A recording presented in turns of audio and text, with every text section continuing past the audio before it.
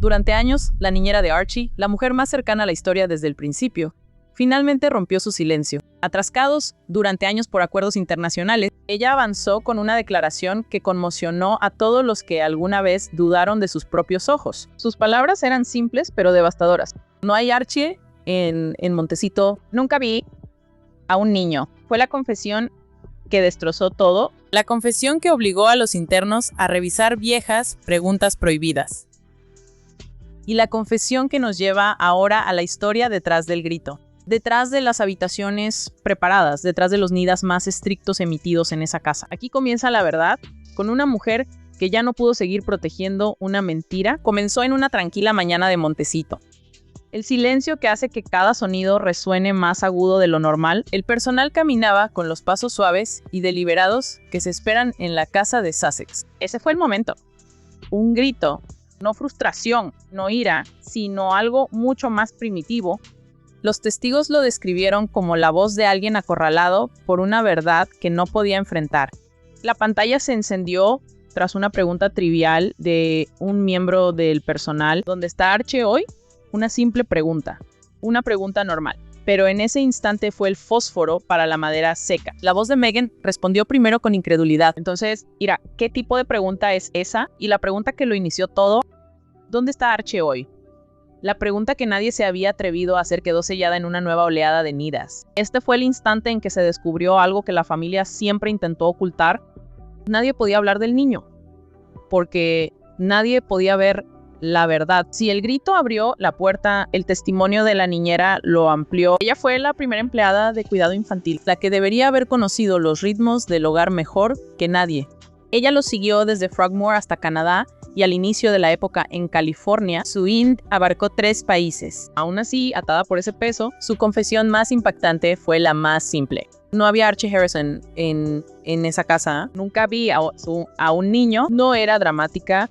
Ella era clínica, sin horarios de alimentación, sin llantos nocturnos, sin pañales, bebidas o ropa, sin pasos rápidos ni canciones de cuna tras puertas cerradas. Ningún momento de interacción con el niño a quien debía cuidar. Ella mencionó que el personal tenía su propia forma de lidiar con el silencio, refiriéndose a Archie como el fantasma, el símbolo y la foto op, no por crueldad, sino porque no había nada tangible con lo que relacionarlo, nada que administrar, nada que cuidar.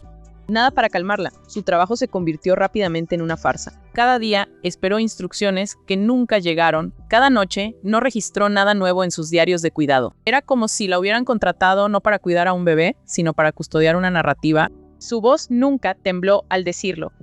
Llevaba la fría claridad de quien descubre la verdad lentamente, dolorosamente y mucho antes que los demás. Ella fue contratada para cuidar a un niño que nunca estaba. El más profundo se adentró en la casa. Cuanto más extraño se volvía el ambiente. La sala de bebés era la más inquietante, no por lo que había, sino por lo que nunca cambió. Cada pocas semanas, equipos preparan silenciosamente el cuarto de bebé. Sábanas frescas, mantas dobladas perfectamente, juguetes colocados en ángulos óptimos para fotos, lámparas ajustadas, cortinas planchadas, todo impecable, todo intacto. Cada vez que esto ocurría, el personal no involucrado en la puesta en escena se le pedía que abandonara la propiedad. La seguridad cerró el ala entera. Un fotógrafo entró silenciosamente y horas después se vio reflejado en la imagen pulida.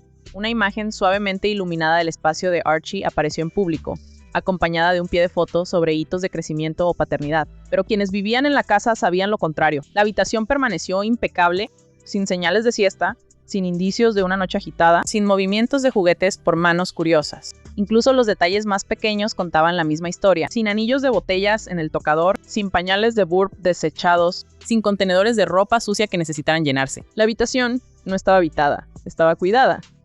Ajustado como un escenario, luego sellado hasta el próximo ciclo.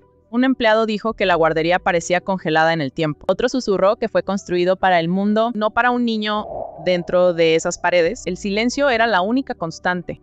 Y mientras estas habitaciones impecables siguen apareciendo al público, cada uno más delicado y pulido que el anterior, el personal al margen de la imagen comprendió una verdad que ninguna foto podía mostrar. Se puede decorar una guardería para un niño, pero no puede fingir que un niño durmió allí. A medida que pasaban los días, una extraña calma se apoderó de la mansión Montecito. Una tan antinatural que el nuevo personal la percibió en horas de llegar. Grandes casas pueden ser pacíficas. Esto era distinto. Era silencio seleccionado.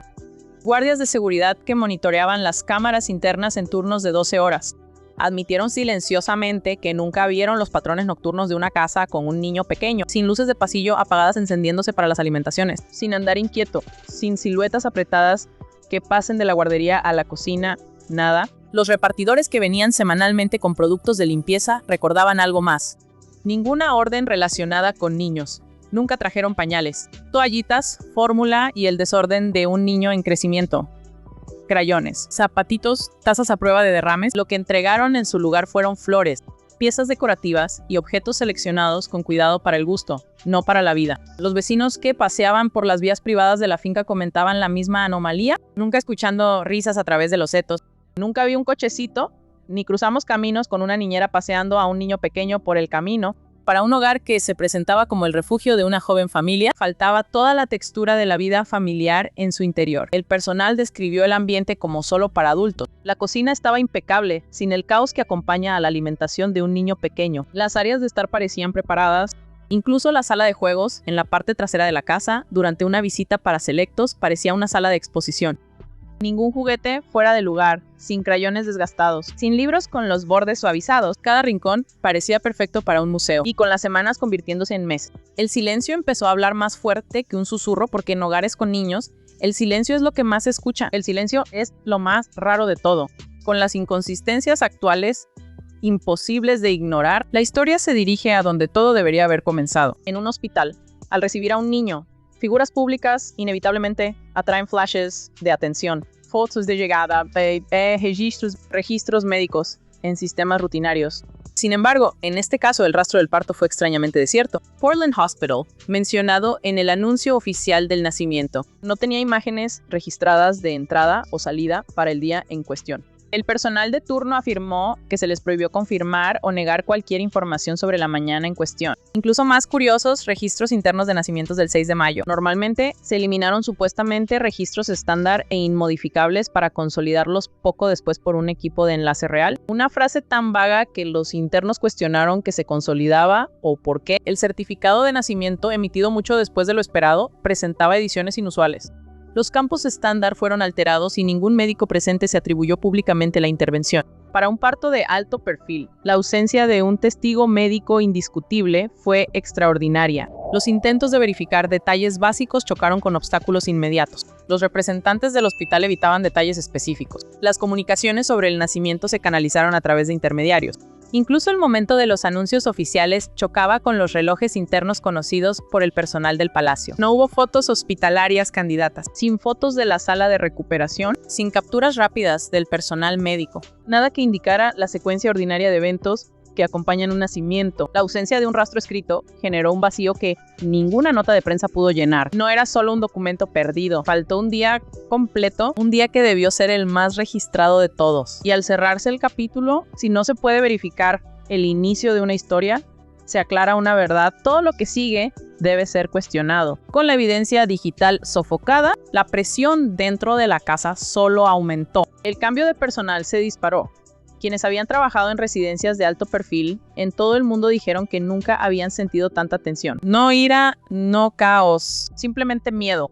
Un miedo que vivía en el vacío entre lo que veían y lo que no podían decir. A los nuevos empleados se les informó sobre las expectativas del hogar.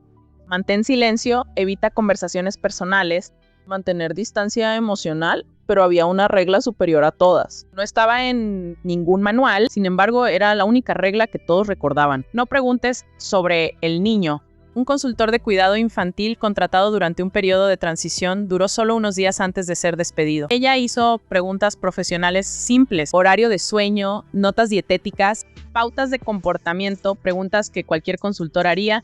Y eso fue suficiente. Al día siguiente, al regresar, descubrió que su pulsera de acceso estaba inhabilitada. Un gerente de casa a largo plazo admitió que el personal se comunicaba con medias frases, apoyándose más en el contacto visual que en las palabras. Cualquier cosa hablada en voz alta parecía peligrosa. Varios empleados comenzaron a llevar diarios privados, no por sentimentalismo, sino como protección ante posibles acusaciones futuras de mal comportamiento. Los oficiales de seguridad afirmaron que la casa parecía vigilada por dentro, como si cada pasillo fuera un control de seguridad. Incluso los perros sienten la tensión. Sus ladridos eran más agudos y su inquietud más frecuente. Todos sentían la verdad presionando contra las paredes, pero nadie se atrevía a tocarlo en una casa construida sobre el silencio. Incluso la curiosidad podía ser vista como traición. Y sobre todo ello planeaba una comprensión compartida. Si no hubiera nada que ocultar, no habría nada que temer. Al converger las últimas piezas de la historia, la narrativa ya no parece un rumor. Se siente como algo apretado que finalmente pierde su agarre. El grito, el cuarto vacío. Los correos sellados, el silencio forzado. La marca, las fotos cuidadosamente seleccionadas sin vida detrás de ellas. Todos los fragmentos encajan y la casa en Montecito deja de parecer un hogar familiar, pero un escenario para una historia que el mundo debía creer sin saber tal cuento. Dentro de esta casa, la verdad no desapareció. Estaba sepultado bajo capas de presentación, protección y rendimiento. Los momentos más ruidosos de la vida familiar, la risa, deberían haber sido. Los hitos del caos cotidiano fueron sustituidos por una quietud tan absoluta que el personal la describió como un eco. Y en esa quietud, una verdad emerge como un escalofrío por la habitación. A veces, las historias más impactantes no se desvelan por lo que dicen las personas, sino por lo que trabajaron arduamente en ocultar.